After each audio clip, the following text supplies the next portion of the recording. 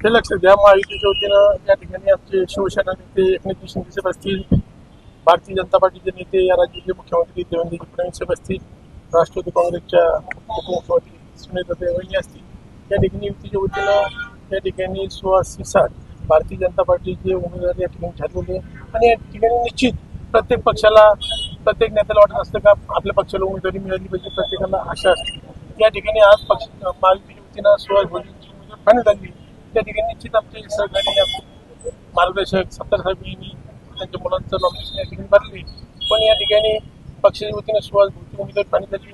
या ठिकाणी निश्चित एकनाथ शिंदे साहेब या ठिकाणी चर्चा करून त्या ठिकाणी सत्तार साहेबांना त्या ठिकाणी सांगण्यात येईल आणि या ठिकाणी आम्ही सर्व मिळून या ठिकाणी महायुतीचे उमेदवार सुहास सिसाट त्यांचं छत्रपती संभाजीनगर असेल, जालना असेल, या ठिकाणी एकजुटी मिळून या ठिकाणी आमच्या उमेदवारासाठी आम्ही सर्वजण प्रयत्नशील आहोत आणि या ठिकाणी आमचा उमेदवार विजयी करून आम्ही प्रचंड मताधिक्याने उमेदवार विजयी करू. कुठेतरी आपली शिवसेना देखील इच्छुक होती. हे बघा, इच्छा ही प्रत्येक पक्षाला असते.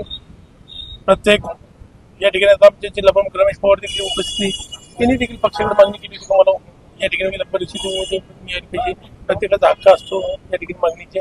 पण या ठिकाणी समन्वय साधून महायुतीच्या वतीनं प्रत्येक महाराष्ट्रामध्ये राज्यामध्ये युतीचे उमेदवार दिलेले आहेत. त्यामुळे युतीमध्ये कुठला तणाव नाही.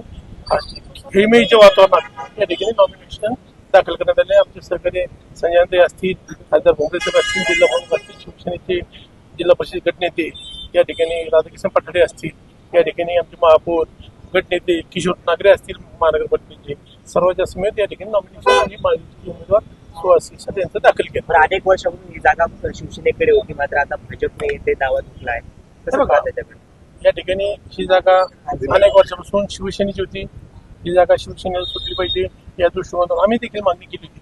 पण या ठिकाणी आमचे वरिष्ठ नेते जो निर्णय घेतात, कारण की राज्यामध्ये पक्ष चालत असताना अनेक ठिकाणी एक पाऊल पुढे जावं लागतं, एक पाऊल मागे यावं लागतं. या दृष्टिकोनातून ही जागा भारतीय जनता पार्टीत सोडली असेल. पण या ठिकाणी शिंदे साहेबांनी जो निर्णय घेतला तिने आम्हाला या ठिकाणी आदेशित केलं का आज आपण महायुतीचा जो उमेदवार दिला त्याचं नॉमिनेशन भरण्यासाठी त्या ठिकाणी आपण केलं पाहिजे.